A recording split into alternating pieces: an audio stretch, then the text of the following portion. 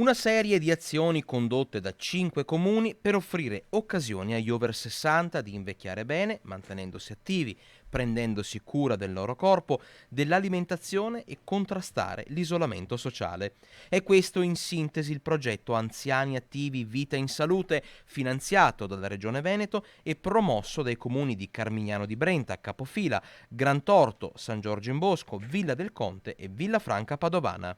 Tra le iniziative di ogni comune abbiamo i gruppi di cammino, l'attività fisica per i nostri anziani in palestra e l'infermeria di famiglia che a Carmignano è attiva da diversi anni, mentre per qualche comune è una novità. Focus dunque sul benessere degli anziani che passa attraverso informazione, consapevolezza, cura e attività da svolgere insieme. Ci sono diverse azioni, alcune delle quali sono proposte per tutti i 5 comuni aderenti, quali le conferenze sulla salute, la sana e corretta alimentazione e i corsi di ballo.